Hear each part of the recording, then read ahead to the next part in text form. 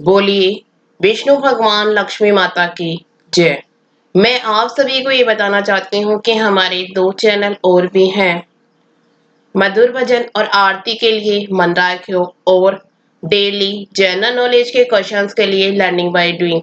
इन दोनों के link description box में दे दिए हैं। एक बार आप जाकर देखिएगा जरूर। आज मैं आषाढ़ शुक्ल पक्ष की एकादशी पदम नाभा या देवशयनी एकादशी व्रत कथा सुनाती हूँ। अगर आपको अच्छी लगे तो लाइक शेयर सब्सक्राइब जरूर कीजिएगा।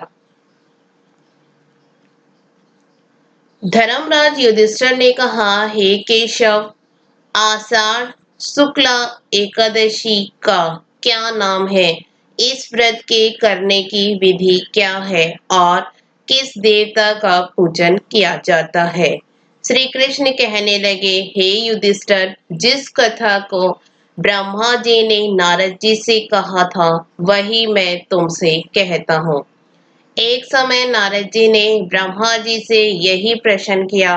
तब ब्रह्मा जी ने उत्तर दिया, हे नारद, तुमने कलियुगी जीवों के उद्धार हेतु अतियुक्तम प्रश्न किया है, क्योंकि एकादशी व्रत सब व्रतों में श्रेष्ठ है। इस व्रत से समस्त पाप नष्ट हो जाते हैं। जो व्यक्ति इस व्रत को नहीं करते वे नरकगामी होते हैं। इस व्रत के करने से भगवान विष्णु प्रसन्न होते हैं।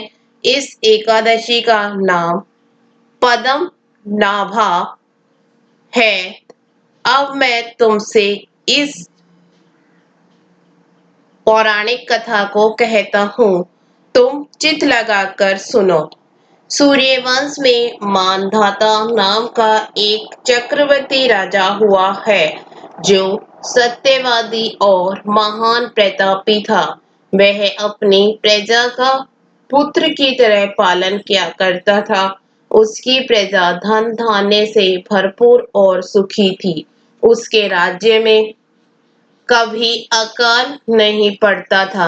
एक समय उस राजा के राज्य में 3 वर्ष तक वर्षा नहीं हुई और अकाल पड़ गया। प्रजा अन्न की कमी के कारण अत्यंत दुखी हो गई।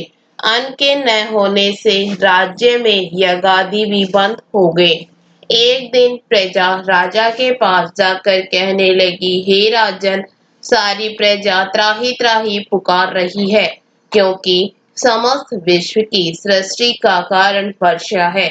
वर्षा के अभाव से अकाल पड़ गया है और अकाल से प्रजा मर रही है। इसलिए हे राजन, कोई ऐसा उपाय करिए जिससे प्रजा का कष्ट दूर हो। राजा मानधाता कहने लगा, आप लोग ठीक कह रहे हैं। वर्षा से ही अन्न उत्पन्न होता है और आप लोग वर्षा न होने से अत्यंत दुखी हो रहे हैं। मैं आप लोगों के कष्ट को समझता हूँ। ऐसा कहकर राजा कुछ सेना लेकर वन की तरफ चल दिया। वह अनेक ऋषियों के आश्रम में भ्रमण करता हुआ अंत में ब्रह्मा के पुत्र अंगिरा ऋषि के आश्रम में पहुंचा। वहां राजा ने घोड़े से उतरकर अंगिरा ऋषि को प्रणाम किया। मुनि ने राजा को आशीर्वाद देकर कुशल क्षेम के पश्चात उससे आश्रम में आने का कारण पूछा।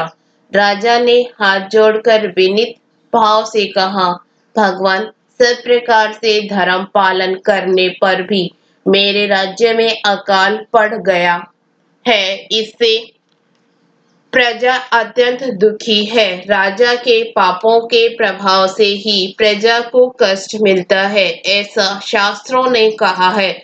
जब मैं धर्मानुसार राज्य करता हूँ तो मेरे राज्य में अकाल क्यों पड़ गया, इसके कारण का पता मुझको अभी तक नहीं लग सका।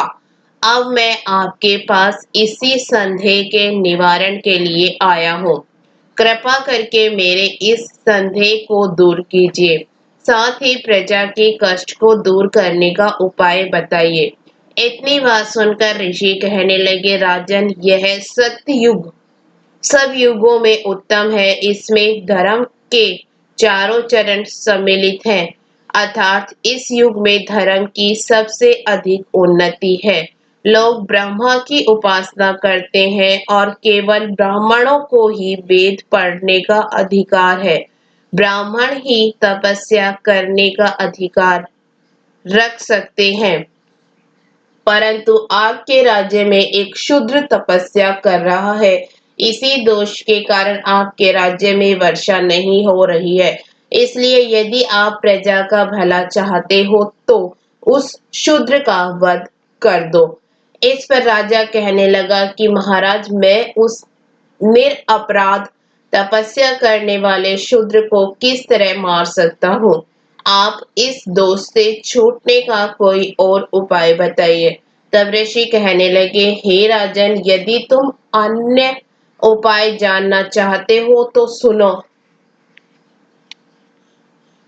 आषाढ़ मास के शुक्ल पक्ष की पदम नाभा नाम की एकादशी का विधि पूर्वक व्रत करो। व्रत के प्रभाव से तुम्हारे राज्य में वर्षा होगी और प्रजा सुख पाएगी, क्योंकि इस एकादशी का व्रत सब सिद्धियों को देने वाला तथा समस्त उपद्रवों को नाश करने वाला है। इस एकादशी का व्रत तुम प्रजा सेवक तथा मंत्रियों सहित करो। मुन्नी के इस वचन को सुनकर राजा अपने नगर को वापस आया और उसने विधि पूर्वक पदम नाभा या देवशयनी एकादशी का व्रत किया। उस व्रत के प्रभाव से वर्षा हुई और प्रजा को सुख पहुंचा। अतः इस मास की एकादशी का व्रत सब मनुष्य को करना चाहिए। यह व्रत इस लोक में भोग और परलोक में मुक्ति को देने वाला है। इसकी कथा को पढ़ने और सुनने से मनुष्य के समस्त पाप नाश को प्राप्त हो जाते हैं। इसके साथ ही पद्मनाभा या देवशयनी एकादशी व्रत कथा समाप्त हुई।